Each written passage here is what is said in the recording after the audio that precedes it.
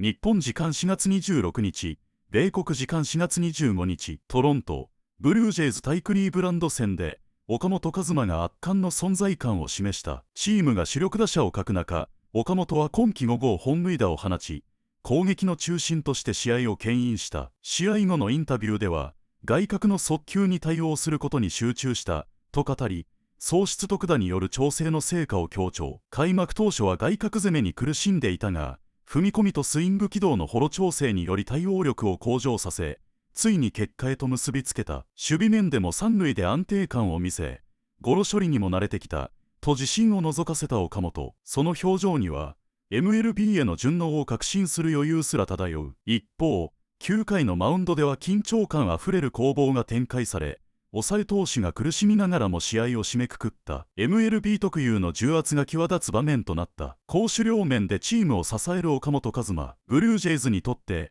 今や欠かせない存在となりつつある。この後、試合後の詳細な分析と選手の声をお届けする。ぜひ最後までご覧ください。Your club leader in home runs belongs to Kazuma Okamoto.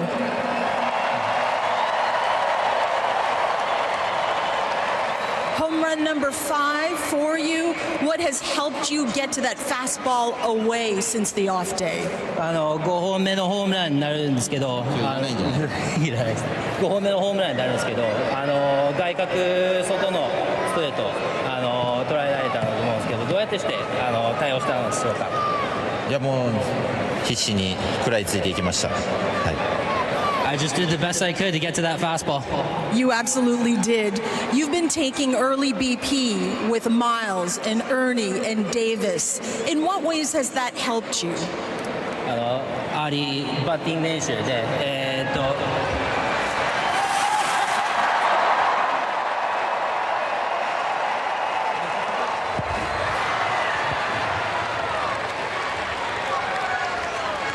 How does taking early BP help you there at the plate? アーリー BP で、アーニーとかシュナイダー選手と一緒に、バッティング練習して、なんか掴んだところありますかね。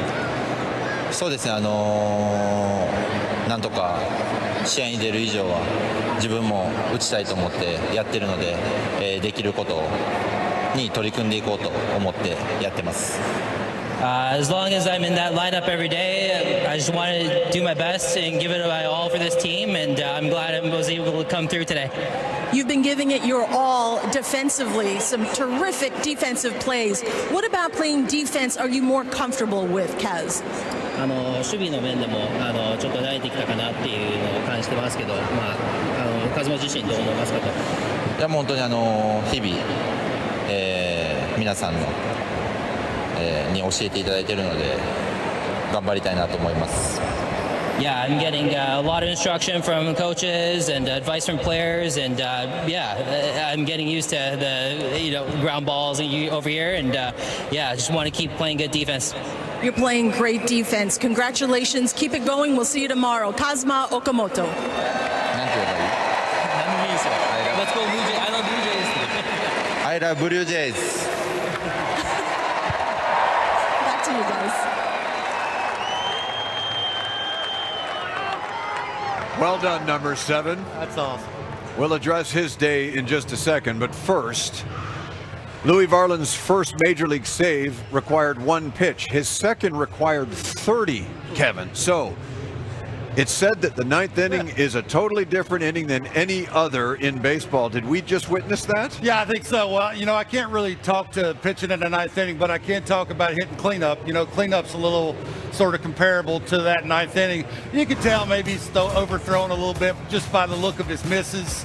They were some non-competitive things there. But the difference is whenever he needed to make a pitch, he made it. The ultimate goal is to get the outs and win the baseball game. And that's exactly what happened. You like sort of this coming out here, Pete Walker kind of calming him down, saying, you're still in this thing. Make a decent pitch, have some late break to your ball, kind of try and pitch ahead just to give him a little bit of a break. I'm sure whatever Jeff's thinking, is what Jeff's thinking, but it's just that kind of working through that inning. But I get back to the changeup. You know, it's pretty hard. 92 there, right there. There's some 94s, but it sets up that, right? It's how you ultimately want to get the whiff from the batter. You got to set it up a certain way. That's exactly what he did. The difference is between this outing and the outings before that is he got the job done. That's ultimately the goal. But yeah, it didn't look like it was the easiest thing to get through. We watched the Blue Jays yesterday give up 5 runs early on and then managed to score 6 times against Gavin Williams. Still lost. They had a chance in the 9th. It was a bit of a mess. And walked in here today and people were saying this team needs somebody to stand up and do something spectacular. Was that the guy on the mound today who started this game? Yeah, absolutely. I always say this on my show that, you know, he's must watch, right? He's the one guy for me that I'd go out and buy a ticket to watch.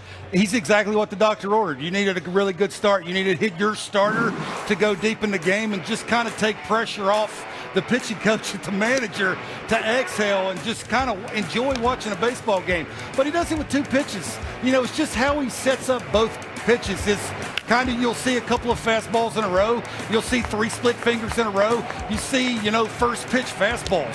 You'll see first pitch split fingers for strike 1. It's like if you're standing on the on-deck circle, you really have no idea what location to look for or what pitch to look for. And then it's just kind of Captain Cool walking off the mound going, hey, coach and fans, I got this. Don't worry about it. I'll give our lineup a chance to win a baseball game, and that's exactly what he did. That is indeed, and it was called today by Dan Shulman and Caleb Joseph up to the booth for their thoughts on this victory. So with the Blue Jays missing some of their most important hitters out on the IL right now, they need power wherever they can get it, and Kazuma Okamoto, Caleb, is supplying it right now. All that early batting practice before the game off the high-velocity pitching machine is really starting to pay off for Okamoto. This was in Game 1. It is a 430-foot blast to dead center field off of a tough pitcher in Williams, and I guarantee you that gave him a ton of confidence. John Schneider said yesterday before the game, when he's working towards the middle part of the field, he is starting to get locked in, and it's exactly what happened today. Almost a carbon copy, a left-handed pitcher, almost the same position, almost the exact same result, up to the big boy land at WestJet flight deck. He is starting to feel good about himself. He's starting to get comfortable. His teammates are loving it. He's providing that sock that he provided in Japan, and hopefully he can keep that up because the Blue Jays desperately need it. He is the club leader in home runs with 5, which in fact is 2 more than anybody else has on the team, and he's a big reason why the Blue Jays even up this series here this afternoon. And let's be honest, they kind of need someone like Okamoto these days, don't they? Yeah, they need a guy driving in runs. You know, it's kind of, whenever I ask John Schneider, I ask the hitting coaches for the Blue Jays, it's all about, you know, the first 100 at bats, you kind of let the guy get you sort of his feet wet. You figure out what he's not doing well. You figure out what he can do, and then you make adjustments according to what the other team's trying to do against you. Okamoto, it's no different, right? When you're watching him hit up until the last couple of days, it was hard stuff away. It was breaking balls away. So he said, oh yeah, you want to do that? I'm going to keep my barrel in the zone a little bit longer by landing a little bit more square, right? He was landing a little bit open with his front foot. When you do that, your shoulder follows. What does your barrel do? It goes in the zone and out of the zone in a hurry. It don't stay in the zone long enough to cover the ball away. He's made that minor little adjustment, and because he has tremendous power and can hit the ball to places that most human beings should never be able to hit the baseball. To the moon. Oh. It's kind of just cool to watch a guy kind of evolve into, okay, you're doing this to me, it's not working. I'm hitting 200. I need to make an adjustment. I need to go look at myself in the mirror. He did exactly that, and you're seeing him reap the benefits. But it's kind of cool just to watch a guy go, I got to make an adjustment, and he did it. And defensively, he's comfortable to watch at third base, is he not? Yeah, absolutely. Well, this is for my buddy Jeff Blair, because he's been yelling and screaming about, don't put him on the defensive side. You know, DH him. And I'm always the guy, if you're a hitter first and you're hitting, your defense will look like this, right? The jumps are a little bit better. He's leaving his feet when he's supposed to. He's running in the sort of the sequencing of the accuracy of the throw, when the ball's leaving the glove, like all of those things. You can even see it in his face, like, I want the ball hit to me. That for me is because he's starting to hit balls to the moon, which is why he was brought here And now on the defensive side, you can just go out there and have a really good time and sort of not let the ball play you, which is exactly the way it's looking. So the Blue Jays came from Anaheim. They won the series there. They can win another series tomorrow. They're going to send Patrick Corbin to the hill, though. A bit of a slight change prior to today's ball game. So Dylan Cease will get a little bit of extra rest and set to face the Red Sox on Monday. Trey Savage, his season debut on Tuesday, and then Max Scherzer Wednesday to end the homestand.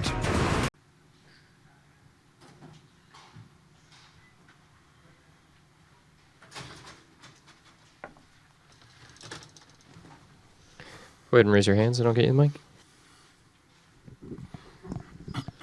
Hey, John, from your standpoint, what was going on with Max today?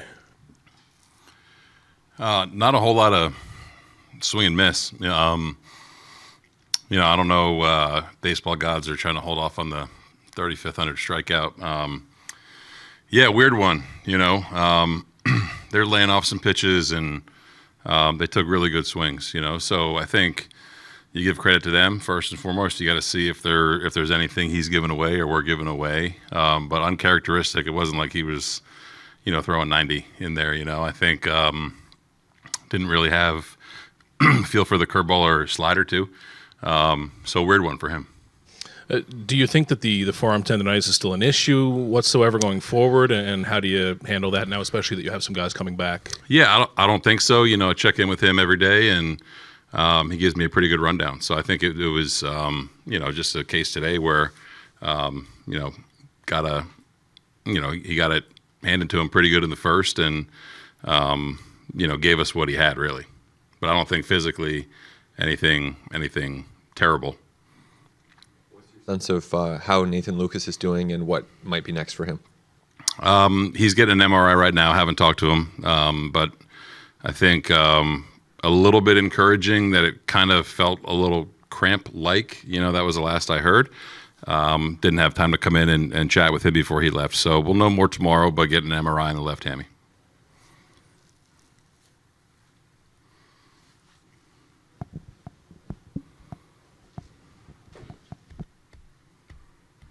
When a guy does have like 2 whiffs on, I think it was 35 or whatever swings, what does that tell you? Like, his stuff seemed pretty normal as well. What does that tell you about, like, how does that happen, I guess is the question. Baseball happens. Again, they were they're obviously it's Major League Baseball, right? But they were laying off some really good pitches and they were taking really aggressive swings throughout the count. So again, taking nothing away from them, but definitely got to go check your work. And there's some guys over there that have played with Max in the past too, so if you're giving something away, you got to fix it. But yeah, that's a weird outing. That's about as weird as they come for Max.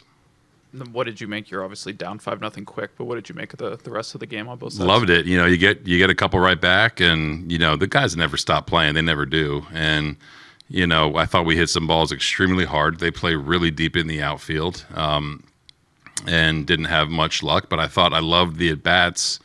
Love the effort that the guys gave, from pitch one all the way to the last out. So that's encouraging. That kind of fed off of the weekend, the series in Anaheim out there. So really encouraging signs there with the offense, really encouraging signs with the bullpen as well, coming in and doing the job.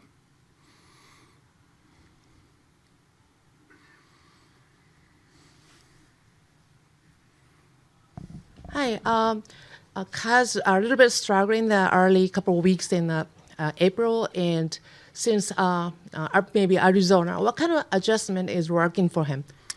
I think that he's being, again, this whole first month, these first couple, I don't want to say a couple hundred, but 100 at bats and first month, seeing how pitchers are pitching him, he's making some adjustments too and putting the right work in. So again, I think he's really going to hit. I'm going to say that for the entire time that he's with the Blue Jays. You know what I mean? He's got tremendous skills. I think that he's understanding how he's being pitched. You don't see many balls go up in the West yet. He's got a ton of raw power, and then the ball he just missed, off the wall, hits at 113. I think that he's taking some pretty intentful swings. I think that he's covering some areas that maybe for a couple weeks he wasn't covering. But again, I I don't consider him struggling. You know, I know that he's got a pretty pristine track record in Japan, and I think it's unfair to hold him to that standard right out of the gate. And I think that he's doing a lot of really good work right now. Thank you. Thanks, everyone. Thanks, guys. 今回も最後までご視聴いただき本当にありがとうございました。動画の内容を楽しんでいただけたでしょうか。もしよろしければチャンネル登録と高評価をお願いいたします。皆さんの応援が今後の動画制作の大きな励みになります。それではまた次回の動画でお会いしましょう。